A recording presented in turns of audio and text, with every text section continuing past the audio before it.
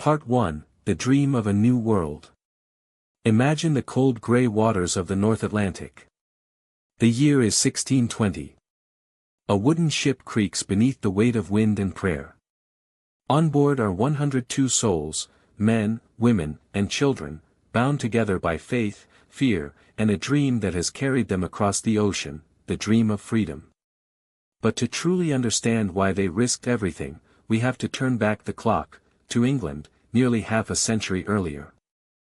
After King Henry VIII broke from the Catholic Church in the 1530s, England became a land divided by faith.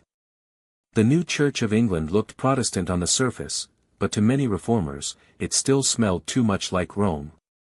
They wanted a cleaner, simpler faith, one based purely on the Bible, stripped of rituals, saints, and the authority of bishops. These reformers called themselves Puritans, because they wanted to purify the Church. The Puritans were devout, disciplined, and deeply serious people.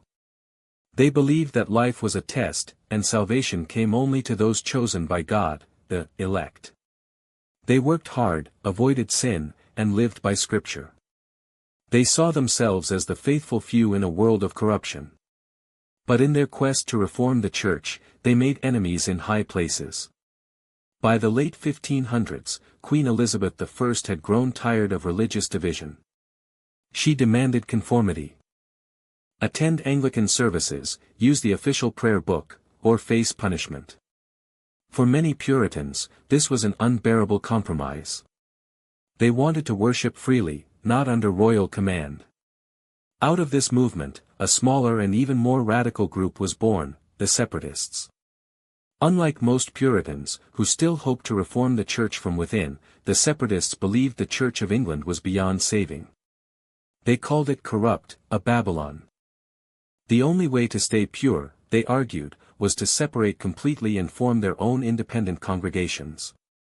To the English government, this was treason. Church and state were one, to reject the Church was to defy the crown itself. The Separatists were hunted, fined, imprisoned, and driven underground. But in the small English village of Scrooby, a congregation secretly met in the home of a man named William Brewster. Their pastor, John Robinson, preached that they were the true followers of Christ, a remnant of the faithful, chosen to restore God's truth on earth. Their faith gave them strength. But it also made them fugitives. By 1607, the persecution became unbearable. So, this small group decided to flee England altogether. Their destination? The Netherlands, a land known for its relative tolerance and Protestant freedom. The Separatists' escape was not easy. English law forbade leaving the country without royal permission. When they tried to flee secretly, they were betrayed by ship captains and imprisoned. Some were separated from their families for months. But at last, a few managed to reach the Dutch port of Amsterdam, and later settled in the city of Leiden. Leiden was different from everything they had known. The air smelled of trade and freedom, markets buzzed with merchants from across Europe. Here, they could worship without fear. For a time, their community flourished. They built a church, learned new trades, and even sent their children to Dutch schools. But with freedom came new problems. The Separatists were poor. Many worked long hours in the textile mills, and their children grew up speaking Dutch instead of English. Some began to drift away from the strict faith of their parents. Their leaders feared that their identity, their Englishness and their covenant with God, would disappear in this foreign land. And so, after more than a decade in exile, they began to dream again, not of going back to England, but of going further. They envisioned a place where they could build a godly community from the ground up. A New Jerusalem across the ocean, untouched by bishops or kings. A new world. In 1617, the congregation in Leiden began to make plans. They would establish a colony in North America, somewhere near the mouth of the Hudson River, in the territory of Virginia. But they needed permission from the English crown, and funding from investors who could pay for the ships and supplies. It was a risky dream. Many had heard of the failed colonies, Roanoke, where settlers vanished without a trace, and Jamestown, where famine and disease had nearly wiped out its people. But the separatists were convinced that God had chosen them for this mission. They called themselves Pilgrims, wanderers on a divine journey. To the investors of the London Virginia Company, these pious settlers promised both hard work and faith. They agreed to a deal: the investors would finance their voyage in exchange for a share of whatever profits the colony produced. The Pilgrims would work for the company for 7 years, after which the profits would be divided. It was an uneasy compromise, spiritual idealism bound to economic reality. But there was no other choice. In 1620, after years of planning, 2 ships were prepared, the Speedwell and the Mayflower. The Speedwell was supposed to carry the separatists from Leiden to England, and then across the Atlantic. But fate had other plans. From the start, the Speedwell leaked badly. Twice they tried to sail from the English port of Southampton, and twice they had to turn back. After the second failure, it became clear that the Speedwell was unseaworthy. Some said the crew had deliberately sabotaged it, unwilling to risk the ocean crossing. Whatever the truth, about half the passengers crowded onto the remaining ship, the Mayflower. Now 102 passengers in all, about half of them separatists, and the rest adventurers, laborers, and hired hands, prepared to set sail for the unknown. They were leaving behind everything they knew: homes, families, language, safety. Ahead lay only uncertainty, an ocean nearly 3,000 miles wide, and a wilderness few Europeans had ever seen.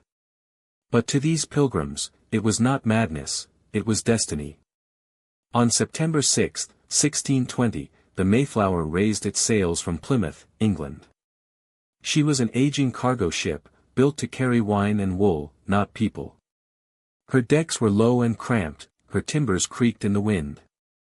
The smell of unwashed bodies and saltwater filled the air. The voyage was supposed to take a few weeks. It took more than 2 months. Storms battered the ship almost constantly. Waves crashed over the decks, and winds tore at the rigging. The passengers, seasick, hungry, and terrified, huddled below deck in the dark, praying the vessel would hold. They sang psalms to keep up their courage. But the ocean was merciless. At one point, a great storm cracked one of the ship's main beams. The crew feared they would have to turn back. But one of the passengers, a carpenter, produced a massive iron screw, brought for building houses in the New World. With it, they braced the beam, and the Mayflower sailed on. There were births, and deaths, along the way. A young servant named William Button died before reaching land. But a child was born too, Oceanus Hopkins, the first baby born aboard the Mayflower. The passengers grew weak on salted meat, hard biscuits, and stale beer. They prayed every day, not knowing whether they would live to see land again. Finally, after 66 days at sea, on the morning of November 9, 1620, a cry went up from the crow's nest, "Land ho!" Through the mist, they saw a low gray shore, sand dunes and forests rising beyond. But something was wrong. This was not Virginia. They had drifted hundreds of miles north, to the cold, rocky coast of New England. They debated whether to turn south, but winter winds made the passage too dangerous. Their ship was damaged, supplies were low, and tempers were rising. They would have to settle where they were, somewhere near Cape Cod Bay. It was not what they had planned. But to the Pilgrims, it was the hand of Providence. God had brought them to this place for a reason. Before setting foot on land, they gathered in the ship's cabin to make an agreement, a covenant to hold their fragile community together. They would govern themselves, make just laws, and obey them for the good of all. It would become one of the first expressions of democracy in the New World. They called it the Mayflower Compact. As they signed their names, men like William Bradford, William Brewster, and John Carver, they must have felt both fear and awe. Ahead lay an unknown wilderness. Behind them, the world they had fled forever.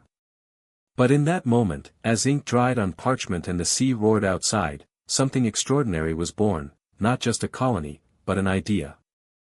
That ordinary people, bound by faith and mutual promise, could create a new society, free, self-governing, and devoted to God. The Pilgrims did not yet know the hardships waiting for them on those frozen shores. But their courage, their covenant, and their faith would echo across centuries, into the very soul of America.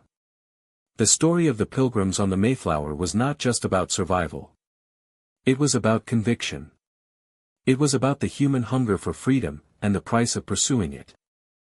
Part 2, A Harsh Land and a Fragile Hope. The Atlantic wind was sharp as knives. On a cold November morning in 1620, the passengers of the Mayflower gazed across the gray waves toward a barren coastline. Forests of leafless trees loomed beyond the dunes, and the air smelled of salt and pine. For these weary travelers, the Pilgrims, this was the edge of the world. After more than 2 months at sea, they had finally reached the New World. But this was not the fertile Virginia they had planned for. This was a wild, frozen coast, uncharted and unforgiving. Still, they gave thanks to God. For them, this land was not a mistake, but providence. Before a single boot touched the sand, the leaders gathered in the ship's cramped cabin. They knew danger lay ahead, not just from the wilderness, but from each other. The passengers were not all of one mind, only about half were true separatists, the rest were tradesmen, servants, and fortune-seekers who had joined for profit, not piety. Without laws, chaos could tear their fragile colony apart. So, they wrote an agreement, simple but revolutionary. Each man would pledge loyalty to the king, but also to one another. They would combine themselves into a civil body politic, a self-governing community where decisions would be made for the common good. It was signed by 41 men on November 11, 1620, and sealed with hope.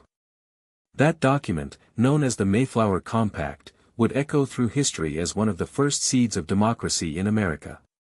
And with it, they took their first step toward the shore. The first landing party pushed off in small boats toward the sandy beaches of Cape Cod. The water was icy, the oars heavy. Their boots sank into the cold, wet sand as they climbed ashore, the first English settlers ever to stand on that place. They explored the area for days, moving cautiously through forests and dunes. Every step reminded them that they were strangers in a wild land.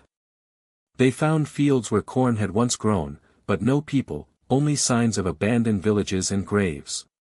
Unbeknownst to them, this land had once been home to the Patuxet, a branch of the Wampanoag Nation. Just a few years earlier, an epidemic, likely brought by European traders, had swept through the region, killing nearly all its people. Entire villages lay silent, claimed by weeds and sorrow. To the Pilgrims, these empty fields looked like a miracle. To the Wampanoag, they were sacred ground. The Pilgrims gave thanks, believing God had cleared the land for them. But they also knew that others might not welcome their presence. At night, they heard cries in the forest, distant, human, unfamiliar. Arrows were found near their camps. Fear became their constant companion. After weeks of searching for a suitable place to settle, they found a natural harbor with fresh water, cleared fields, and high ground for defense. On December 16, 1620, they anchored the Mayflower in the bay of a place the local people called Patuxet. They would rename it Plymouth, after the English port they had departed from. Winter had already arrived. Snow fell thick and heavy, coating the forests in silence. The Pilgrims began building shelters, rough wooden houses, thatched with reeds and bark. But sickness spread quickly. Their supplies were low, their bodies weakened from the voyage, and the cold bit deep. They lived aboard the Mayflower for weeks as the construction dragged on. The stench of sickness filled the air. People coughed, starved, and prayed. By February, the icy winds howled across the bay. The dead were buried secretly at night, their graves leveled so that the native tribes would not see how few remained alive. By the end of that first winter, nearly half of them were gone. Men, women, and children, frozen, starved, or taken by disease. Of the 102 who had set sail, only 53 remained. William Bradford, who would soon become governor, later wrote in his journal that those months were the saddest and most mournful season. At one point, only 6 or 7 people were strong enough to care for the sick. They cooked, washed, and tended to the dying while their own strength faded. Among them were names now carved into America's memory: Miles Standish, the soldier, William Brewster, the elder, and the gentle John Carver, who became the colony's first governor before dying that spring. And yet, somehow, they endured. When the snow melted and the trees began to bud, the survivors stepped onto the shore and looked upon their new home, raw, beautiful, and utterly unknown. As the ice retreated and spring warmed the land, the Pilgrims saw movement in the forest. Dark figures appeared at a distance, watching silently. One day, as a group of men gathered wood near the settlement, a tall native man walked out from the trees, unarmed, proud, and confident. To their astonishment, he spoke in English. His name was Samoset, a member of the Abenaki people from Maine. He had learned English from fishermen along the coast. "Welcome, Englishmen," he said, the first recorded words between the Pilgrims and the indigenous peoples of New England. Samoset brought news and friendship. He told them of the Wampanoag nation, whose lands they now occupied, and of their leader, Massasoit. A few days later, he returned, this time with another man who would change history, Tisquantum, whom the English would call Squanto. Squanto's story was extraordinary. Years before, he had been captured by English traders, sold into slavery in Spain, and later freed by monks who helped him reach England. There he learned the language, worked for a merchant, and eventually found a way to return home, only to discover that his entire Patuxet village had perished in the epidemic. He was the last of his people. To the Pilgrims, it seemed a miracle that this man, the only one who could speak both English and the local tongue, had survived to guide them. Squanto taught them how to plant corn in the sandy soil, how to fish the rivers, how to find herbs for medicine. He showed them the secrets of this new land, and in many ways, he saved them. But his motives were complex. Some historians believe Squanto hoped to rebuild his lost influence by aligning with the English, others see him as a tragic figure, caught between two worlds. Whatever his reasons, his presence turned the tide of the colony's survival. Soon after, the great Wampanoag leader Massasoit arrived with 60 warriors, wary but curious. Both sides knew that peace would benefit them. The Wampanoag had enemies to the west, and the Pilgrims needed protection and food. After tense negotiations, they made a peace treaty, a fragile but historic alliance. The treaty promised mutual defense and friendship. For more than 50 years, it would hold, a rare moment of coexistence in a future that would soon turn dark across New England. That spring, under the warm sun, the Pilgrims planted their first crops. Corn sprouted from the earth. Rivers filled with fish. The wilderness began to feel less like an enemy and more like a home. By autumn of 1621, the colony had survived its first year. The harvest was good, and for the first time, there was food enough for all. Governor Bradford declared a celebration, 3 days of feasting, games, and Thanksgiving. They invited their Wampanoag allies, and Massasoit himself came with 90 men, bringing venison and wild turkey. They ate, sang, fired muskets into the air, and gave thanks to God. It was not the first Thanksgiving, as Americans know it today, that myth would come centuries later, but it was a real moment of gratitude and peace between two peoples. For a brief time, the dream of harmony seemed possible. By the end of 1621, the colony had grown from a fragile outpost into a living community. They built homes, established a council, and elected William Bradford as their governor. They were still desperately poor, but their faith was unbroken. Each Sunday, they gathered in a small fort on the hill, part church, part fortress, to pray, sing psalms, and listen to sermons that lasted for hours. They believed their success was proof that God had chosen them to build his kingdom in the New World. And yet, beneath the hymns and harvests, they also felt the heavy shadow of uncertainty. Every year brought new ships, new settlers, new tensions, and slowly, the delicate balance with their indigenous neighbors began to strain. But that is a story for another time, a story of expansion, division, and destiny. For now, in 1621, Plymouth stood as a fragile beacon of hope. A small group of weary travelers, survivors of the sea and the winter, had planted the seeds of a new society, one that would grow into a nation. They had crossed an ocean, buried half their number, faced hunger, fear, and death, and yet they had not lost faith. The Pilgrims' courage was not born of strength, but of belief. They believed they were chosen. They believed they had a purpose. And in that belief, they endured. Part 3, The Puritan Dream and the Birth of New England. The year is 1629. 9 years have passed since the Pilgrims first stepped onto the frozen shores of Plymouth. The small colony still clings to life, humble, struggling, but alive. Wooden houses dot the hillside, smoke curls from chimneys, and the graves of the first settlers rest quietly beneath the grass. But across the ocean, another wave is gathering, a wave that will sweep across the Atlantic and transform the story of America. In England, King Charles I sits upon the throne. He believes in the divine right of kings, that his power comes directly from God, and he despises anyone who questions his authority, especially the Puritans. His bishops hunt them down, their ministers are silenced, their churches closed. The Puritans had once hoped to purify the Church of England from within. Now, they see that dream dying. And so, like the Pilgrims before them, they begin to look west, to the New World. Between 1630 and 1640, more than 20,000 Puritans will sail across the Atlantic in what history calls the Great Migration.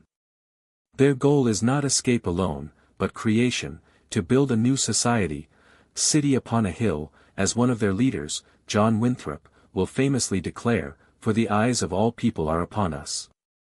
This vision will define New England, and, in many ways, the moral identity of America itself. Winthrop was a man of deep faith and firm will. In 1630, he led a fleet of 11 ships carrying nearly 1,000 settlers to Massachusetts Bay, north of Plymouth. Unlike the Pilgrims, these Puritans came not as a single congregation, but as an organized colony with royal permission and a charter that granted them a remarkable power, the right to govern themselves in America. They founded Boston, and with it, a new kind of society. Churches, schools, and meetinghouses sprang up quickly. Their laws were strict, their morals even stricter. Every aspect of life, from clothing to speech to behavior, was shaped by Scripture. Winthrop told his people they must live in harmony, bound together by covenant, for if they failed, we shall be made a story and a byword throughout the world. To the Puritans, success in the New World was not just survival, it was proof that God favored them. They did not come seeking freedom for all, but freedom for themselves. And therein lay the paradox that would echo through American history. The Puritans believed that true liberty meant obedience to God's law. Anyone who disagreed with their interpretation of the Bible was not merely mistaken, but dangerous. Those who questioned church authority were exiled or punished. One man, Roger Williams, argued that the government should have no power over matters of conscience, that church and state must be separate, and that colonists had no right to take native lands without fair payment. For this, he was banished from Massachusetts in the dead of winter. He fled through snow and wilderness until he found refuge among the Narragansett people, who helped him survive. There, he founded a new colony, Rhode Island, where freedom of religion and conscience would be protected. It was the first truly tolerant society in America. Soon after, a courageous woman named Anne Hutchinson challenged the Puritan ministers, claiming that salvation came from faith alone, not from good works or the approval of preachers. She held meetings in her home, drawing both men and women to hear her speak. The Puritan leaders called her a threat to the Commonwealth. She, too, was banished. These exiles, Williams, Hutchinson, and others, became symbols of a new American idea, that freedom of thought, once planted, could never be entirely silenced. While the Puritans built towns and churches, the native peoples of New England watched their lands vanish beneath plows and fences. What had begun as cautious coexistence slowly turned to mistrust and resentment. Trade had once bound the two worlds together, furs for metal tools, corn for cloth, but now disease, expansion, and arrogance were breaking that fragile bond. The Puritans saw themselves as a chosen people. Many believed the wilderness and its inhabitants existed only to serve their divine purpose. By the 1630s, conflict was inevitable. The First Great War erupted between the English settlers and the Pequot nation in 1637. It was a brutal and merciless conflict. In one horrific night, Puritan soldiers surrounded a Pequot village at Mystic, Connecticut, and set it ablaze. Those who tried to flee were shot or cut down. Hundreds of men, women, and children perished. When it was over, the Pequot people were scattered, enslaved, or destroyed. The colonists thanked God for victory, and gave thanks for what they saw as divine approval. It was a grim foreshadowing of centuries to come. While the Massachusetts Bay Colony grew rapidly, Plymouth remained small, devout, humble, and poor. Yet the Pilgrims' ideals lived on: community, covenant, and self-government. The Mayflower Compact had taught them to rely on one another, not on kings or bishops. Their example inspired later colonies to write their own compacts and constitutions. Over time, Plymouth and Massachusetts would merge, forming the foundation of what we now call New England. Together, these colonies became a model of order, education, and faith. They established the first public schools, the first colleges, like Harvard, founded in 1636 to train ministers. Literacy became a sacred duty, for every man and woman was expected to read the Bible and discern God's will for themselves. But that same drive for moral perfection also bred fear, of sin, of difference, of the devil himself. In time, this fear would lead to one of the darkest chapters in early America. By the late 1600s, the Puritan dream was beginning to fracture. Wealth and trade had replaced hardship and hunger. New generations were born who had never known the sea crossing or the first winter. The old faith began to cool, and ministers warned that God's favor might be fading. In 1692, in the small Massachusetts town of Salem, fear and superstition ignited into hysteria. A handful of young girls claimed to be possessed by witches, and accusations spread like wildfire. Neighbors turned on neighbors. Ministers preached of the devil's work in their midst. Courts filled with the accused. By the time it ended, 20 people were executed, and many more imprisoned. The Puritans' dream of a perfect godly society had turned into a nightmare of suspicion and control. Yet from this darkness came another revelation, a growing realization that no church, no man, and no government should have absolute power over the human soul. When we look back today, the Pilgrims and Puritans seem like legends carved in stone, the founders of a nation, the first to seek freedom in a wilderness. But they were human, brave and fearful, compassionate and cruel, visionary and flawed. Their colonies were both seeds of liberty and instruments of control. They sought freedom of worship, but only for themselves. They fled oppression, yet sometimes became oppressors. And still, through all their contradictions, they laid the foundations of something larger than they could imagine. Their belief in covenant, the idea that people could come together and govern themselves by mutual agreement, would echo in the Declaration of Independence and the Constitution. Their insistence on moral purpose and education would shape the conscience of a young America. Even their failures, their intolerance, their wars, their witch hunts, would become lessons for later generations, teaching that true liberty must include tolerance and reason. By the early 1700s, New England was no longer a fragile frontier. Towns thrived, trade flourished, and ships filled the harbors. The children of the Pilgrims and Puritans had become merchants, scholars, and farmers. The wilderness that once terrified them was now a landscape of churches and meetinghouses. But the spirit that had driven them, that restless, searching desire for a better world, did not fade. It evolved. When, more than a century later, revolution stirred in the hearts of colonists across America, it was the descendants of these same Puritans and Pilgrims who would argue that God had destined them for liberty, not under kings, but under their own laws. The echoes of the Mayflower Compact could be heard in the voices of the Founding Fathers. The Puritan idea of a city upon a hill became a symbol of American exceptionalism, the belief that this nation was meant to be a moral example to the world. Close your eyes, and picture the Mayflower once more. Its wooden hull creaks against the waves, sails full of wind, faces lit by the pale glow of dawn. The passengers stand upon the deck, weary, fearful, yet filled with faith. They cannot see the future. They cannot imagine the cities, the wars, the nations yet to come. But they believe, with all their hearts, that God has led them to a promised land. And in that belief, they set in motion a story that still unfolds today. The Mayflower may have reached shore 4 centuries ago, but its voyage never truly ended. Every generation of Americans still sails some version of that journey, leaving behind what is known, crossing into uncertainty, chasing the horizon of freedom. The Pilgrims sought a home for their faith. The Puritans built a world from their convictions.